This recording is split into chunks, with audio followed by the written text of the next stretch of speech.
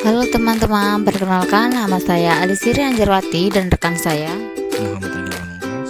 Di sini kami berdua akan menjelaskan tentang pengertian kombinasi bisnis, jenis-jenis kombinasi bisnis, membandingkan kelemahan dan kelebihan merger, konsolidasi, dan akuisisi. Semoga teman-teman dapat menyimak penjelasan dari kami ya. Kombinasi bisnis. Menurut SAK 22, kombinasi bisnis adalah suatu transaksi atau peristiwa lain di mana pihak pengakuisisi memperoleh pengendalian atas satu atau lebih suatu bisnis. Itu keuntungan kombinasi bisnis. Dalam sebuah bisnis, keuntungan yang dimaksud sudah pasti, yaitu imbalan hasil berupa uang yang lebih besar. Keuntungan kombinasi bisnis dalam akuntansi keuangan lanjutan tercipta karena mampu menghasilkan sinergi dalam kombinasi bisnisnya. Perlu diketahui pula, kombinasi bisnis bersifat kompleks. Sebab, bertambahnya entitas akan membuat menjadi lebih birokrasi dan kompleks. Selanjutnya yaitu integrasi vertikal. Integrasi vertikal adalah kombinasi bisnis yang melakukan akuisisi dengan memiliki hubungan dengan pemasok. Misalnya, perusahaan baju mengakuisisi entitas produsen kain yang merupakan bahan baku pembuatan baju. Dalam hal ini, perusahaan baju kepada perusahaan kain bisa jadi disebut sebagai integrasi hulu. Dan yang berikutnya, integrasi horizontal. Integrasi horizontal adalah kombinasi bisnis yang melakukan akuisisi dengan menghasilkan produk yang sejenis. Misalnya, perusahaan baju perempuan mengakuisisi perusahaan baju laki-laki. Dan selanjutnya, konglomerasi. Konglomerasi adalah kombinasi bisnis yang melakukan akuisisi dengan tidak memiliki hubungan dengan entitas. Misalnya, perusahaan baju mengakuisisi perusahaan mie instan. Selanjutnya yaitu merger. Merger adalah kombinasi yang menghubungkan dua atau lebih dengan yang diakuisisi, dibubarkan, serta aset dan liabilitas diambil alih pihak yang mengakuisisi. Bisa dikatakan bahwa dalam kombinasi bisnis ini harus ada yang dileburkan salah satu atau lebih perusahaan. Dan adapun kelebihan merger, yaitu yang pertama, dalam mengambil alih melalui merger lebih mudah dan sederhana dibanding dengan cara lain.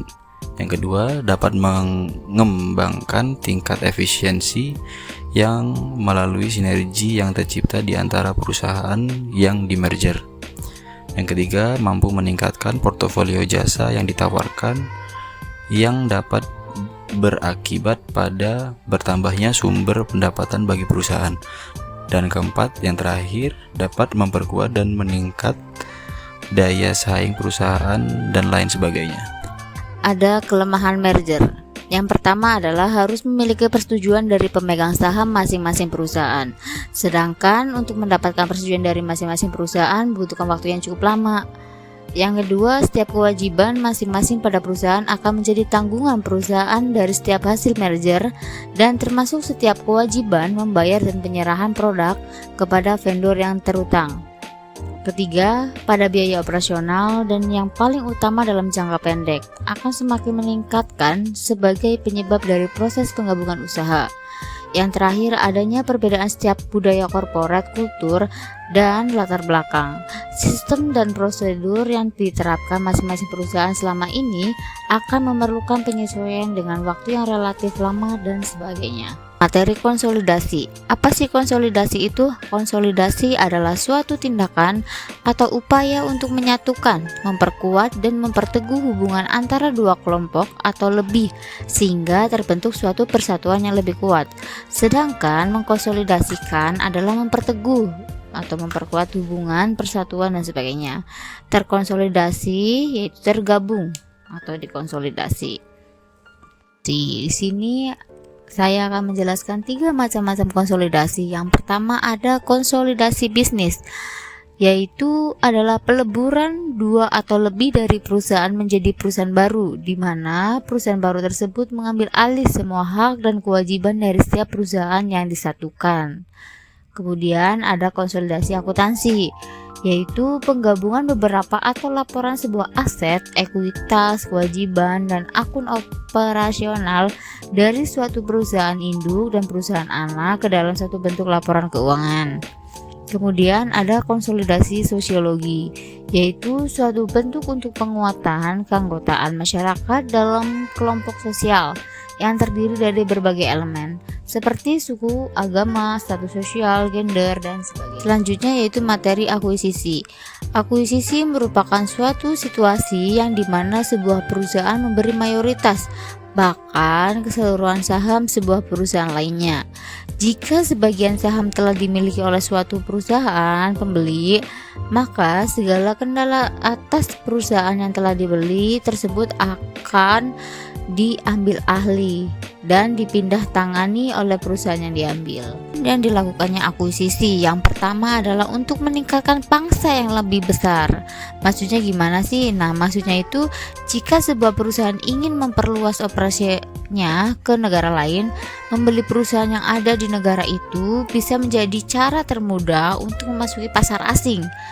Bisnis yang dibeli akan membeli personal sendiri, nama, merek, dan aset tidak terwujud lainnya, yang dapat membantu memastikan bahwa perusahaan yang mengakui bisnis akan memulai di pasar baru dengan basis yang kuat. Yang kedua ada sebagai strategi pertumbuhan. Nah, strategi pertumbuhan ini mungkin akan menjadi sebuah perusahaan dalam menghadapi kendala fisik atau logistik atau menghabiskan sumber dayanya. Jika sebuah perusahaan terbebani dengan cara ini, maka seringkali lebih baik untuk mengakuisisi perubahan lain daripada pengembangan perusahaan sendiri.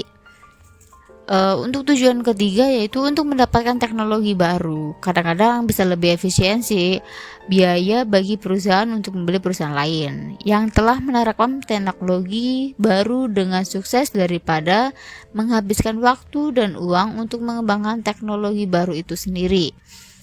Yang terakhir, tujuannya yaitu untuk mengurangi kapasitas kelebihan dan mengurangi persaingan. Yaitu jika ada terlalu banyak persaingan atau pasokan, perusahaan mungkin mencari akuisisi untuk mengurangi kelebihan kapasitas, menghilangkan persaingan, dan fokus pada penyediaan paling produktif. Selanjutnya yaitu adanya contoh akuisisi. Di sini saya mengambil Google akuisisi Android. Pada tahun 2005, Google melakukan akuisisi terhadap Android dengan nilai mencapai 50 juta US dollar atau setara dengan 73,2 triliun. Nah, per kursnya itu 14.632 per US dollar. Android yang ada pada saat itu masih berupa perusahaan rintisan dan belum populer, berhasil membuat Google bersaing dengan pasar yang didominasi oleh Microsoft dan Apple. Bahkan pengguna Android kini lebih banyak dari kedua perusahaan ternama, yakni tembus hingga 70%. Baik, sekian materi yang dapat kami paparkan, semoga dapat diterima dan dapat dipahami oleh teman-teman sekalian. Sedikit pantun dari kami berdua. Ayo tinting makan kepiting. Keselak. Thank you everything. Bye bye. Kami pamit undur diri ya.